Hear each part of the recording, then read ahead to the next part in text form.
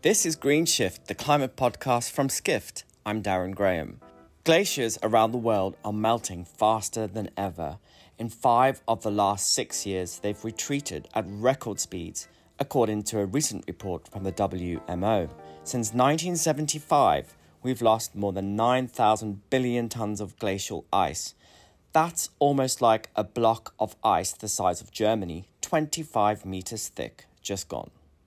This matters especially for countries like Iceland, where glaciers aren't just part of the landscape, they're part of the economy and tourism.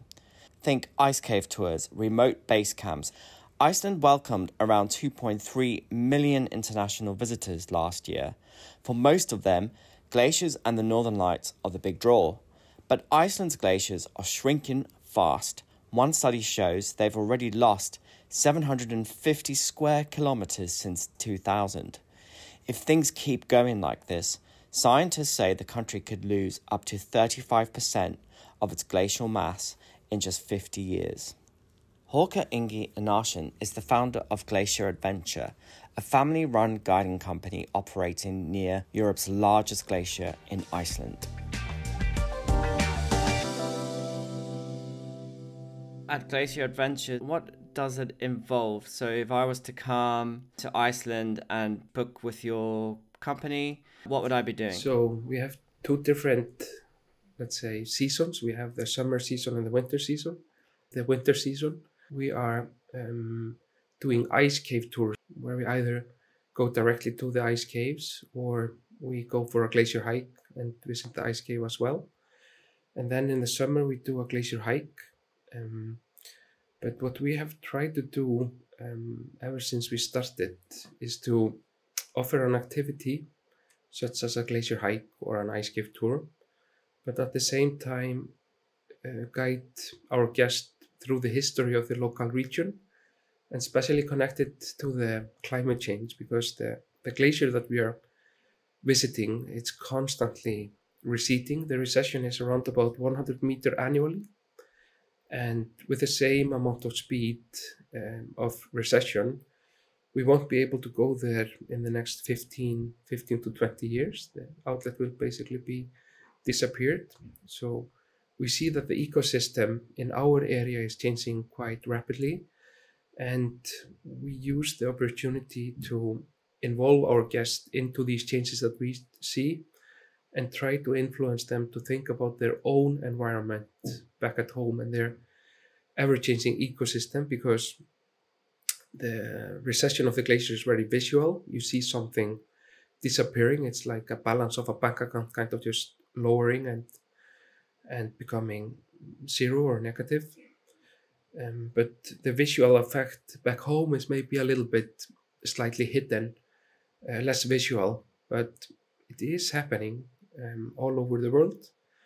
So what we are then trying to do, we are of course making money by taking people on an activity, but we also want to influence them about climate change and especially lean them towards to sustainability, let's say, after the tour or during the tour. And since you started in 2014, how has the business grown over those years, apart from COVID, obviously?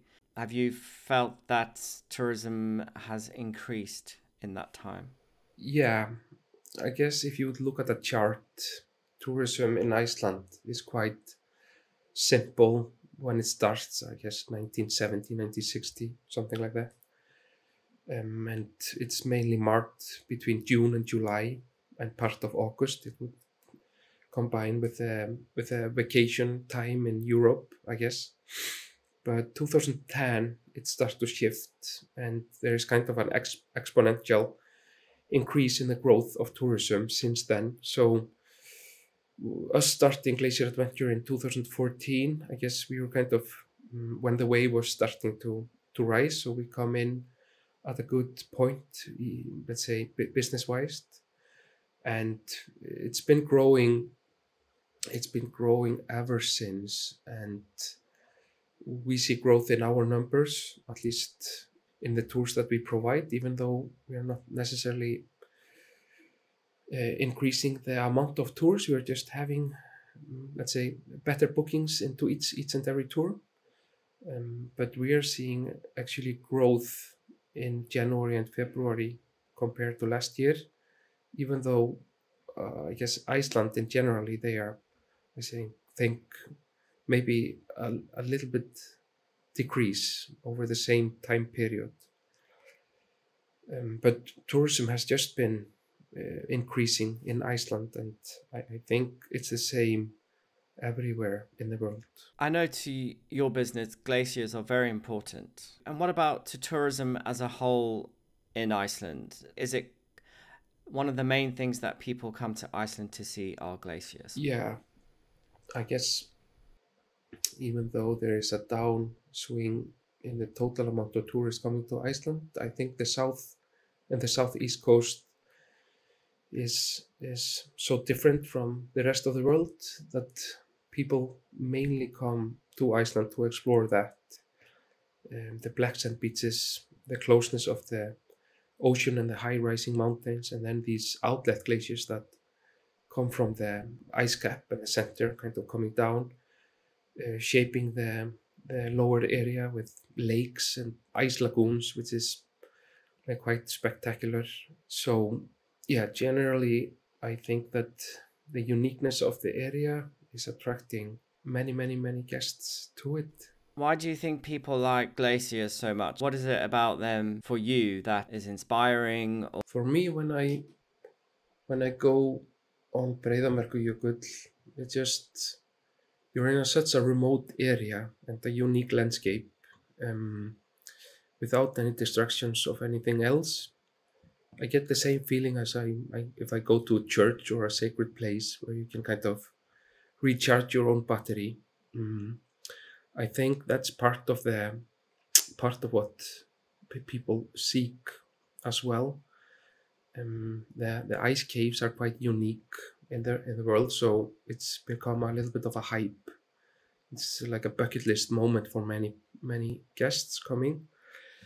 But the remoteness, the unspoiled nature is what I think that people appreciate in their, let's say, back of their mind, even though they are not necessarily aware of it.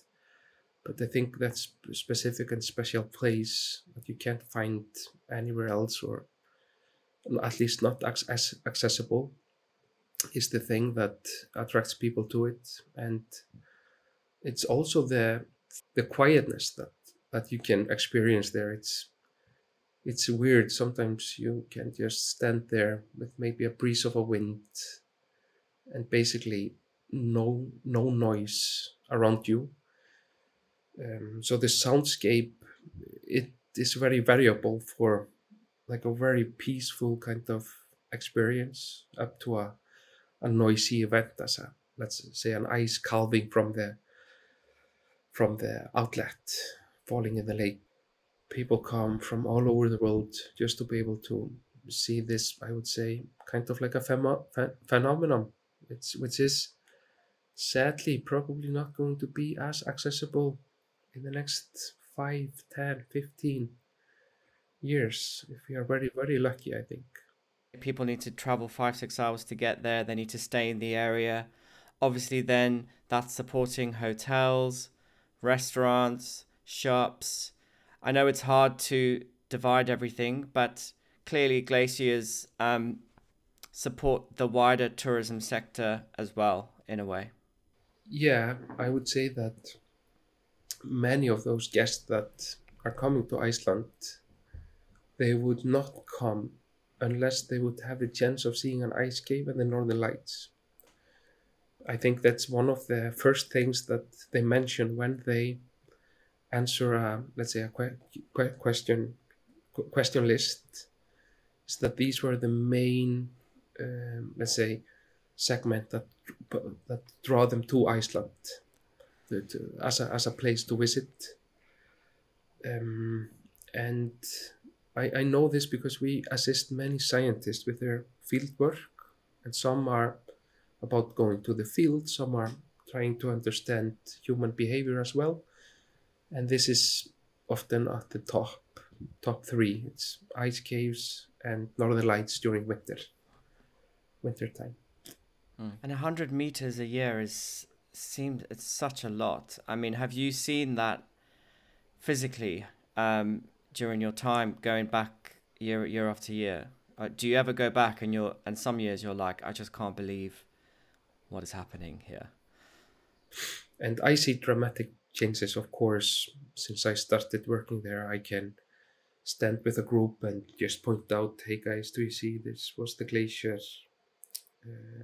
10 years ago, 2014, with a beautiful ice cave there. And then I point and there's 2.5 to 3 kilometers further. The glacier has melted that much in 10 years. And my wife, she is from the area and her family. So I have knowledge from her ancestors. Her grandfather, he was born there in 1915. It's like 110 years ago. And when he was a young man, where we park the cars today, the thickness of the ice was 350 meters thicker than this today. So we stare up to a face of a mountain, like a cliff, and people can't believe that he told stories about himself standing on the glacier there and walking down to the face of the cliffs that we are staring up to 350 meters today. So that was 1940 probably, when he was a teenager helping his grandparents or his dad collecting sheep in the area. You say, ice cave touring is a big part of your business and also very important to the tourism economy in Iceland. As the glaciers recede, obviously the ice caves collapse and get destroyed and become unsafe. Do you then, as a business, have to go and find more ice caves to show your guests that come, or what do you have to do? Yeah, I guess so. I've been quite stubborn of only using the area that we have dedicated ourselves to tell the story about the climate change and the connections through the history that we have over there. And I think that in the future we will continue to use this specific area to operate the tours. We will not necessarily go and try to find other places, because this is probably also the only logical and realistic place to offer those tours, at least according to my experience and opinion, is that this will be the last area to offer ice caves in the future. But it's a big part of what we are doing is to tell the story and try to influence others. When the ice fades out and we are not able to offer the tours anymore, we will just have to survive on other things. You think that this will be the last area for ice caves in the future, but also you think that your business might have to stop in 10, 15 years. So could ice cave tours be gone in 10, 15 years? Yeah, I would not be surprised. I would be surprised if it would exceed more than 15 years, to be honest. But that's just so soon. So soon. Yeah, I mean, that's when a kid is born and he graduates and goes to high school. It's like, it's no time. It's basically tomorrow. But that's okay by us.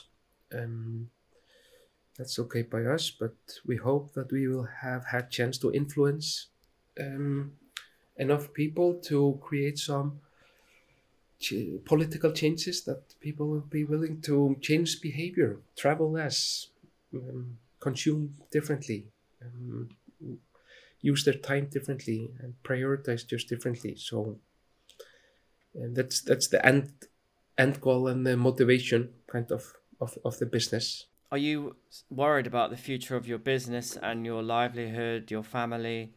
Or do you think in 10, 15 years you will have adapted to something else, changed to something else? Yeah, I'm not worried about the business or the family what comes to the business itself, but I'm just more worried about the ecosystem that will be left behind in the future. So I'm concerned about that.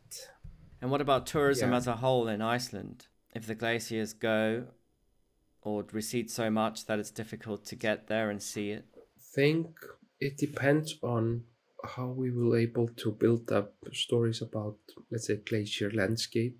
It's very interesting, like the lakes, how to see how the vegetation is slowly picking up after glacier recedes, and the landscape is still unique and very nice. And even though we would have just a portion of the visitors that we have today coming to Iceland, I think we should still be able to be sustainable with tourism and other things. But at the moment, I guess the government and the industry has been focused on the mass instead of quality. So I think in the future we will be able to adapt to, let's say, more quality and less mass. Because I suppose many national parks in the world that have beautiful mountains, unique scenery, lakes, there might have once been glaciers there, and they've changed to become beautiful places to go. Yeah, absolutely. You can see Lake Annecy in France, Lake Como and Lake Garda in Italy. There are multiple beautiful places that have been carved out and affected by past glaciers. And in Iceland, we are just so lucky that it's just happening at the moment. So you can basically show people how different places on the planet were 15,000 years ago when the big ice age was shifting, for example. So there are definitely a lot of opportunities out there. Um, and Iceland is fairly safe country to visit. Good quality of like simple things like air is very clean, water is very good. So I hope at least that Iceland will be a destination that people will seek to go and experience peace, beautiful nature, clean air, good water. What about the government in Iceland? Are they doing anything or saying anything about the risks that the tourism sector faces because of the direct impacts of climate change, like glacier melt and receding? Yeah, I guess I guess there's sometimes just two voices being kind of echoed. One is that um, climate change is going to affect the ecosystem so much that we have to do something. But at the same time, it's just everyone expects the next year to be like the previous year or growth at least. So I think there is a what do you say controversy, a paradox between those two messages that comes from governments, not only in Iceland but generally. So personally, I would like them to be more direct and take more drastic actions related to climate change and how we could affect the future with decision making and legislation and other stuff like that. Something you said struck me about some of the work that you do in raising awareness of climate change with the guests that come and go on tours with you. Do you think that people are aware that it's a bit of a weird thing, isn't it, when you go to somewhere like Iceland to look at glaciers, which are receding really fast because of climate change? Yet you flew there, you're emitting quite a lot. Your carbon footprint is quite a lot to get to a place like Iceland. It's quite a weird combination of things. What's your feeling on that? Yeah, I definitely just agree with you on that. I personally I think we should use force of nature rather than nature itself to generate things. And I would just be happy if we would stop traveling until we figure out a more sustainable way of traveling, personally. But then that would affect all those tourism businesses and all their livelihoods. Yeah, but what I think in the future is that if you think of the future costs, what future generations have to pay, I think we would be sacrificing less now compared to what future generations have to keep up with. Or so it's a question of then, is it fair that we use all of the resources now and leave nothing left for future generations? I think that's the question we should be considering and discussing and making a basic decision on. It's like growth. It comes to growth, isn't it? Do businesses need to keep growing? Do we need to keep growing the numbers of tourists that are coming in? That's what at least my feeling is with the Icelandic authority and those that are lobbying for tourism. And they are focused on growth. The thing is, with the economy, it's easy to measure the GDP. It tells you that there was a growth of the production from last year to this year, but you're not measuring if we are having less crime rate, or you could measure so many other things, but it's more complicated than just measuring a number. So I think we should start to focus on different indicators than only the GDP. I think it's just going to be unhealthy not to do it. It's a decision in the end. So I think even though many people can be pessimistic, and we should also allow ourselves to be optimistic and be hopeful, because that's the only way to go and be able to pull through something. So I think that would be my last words. Just be optimistic and hopeful.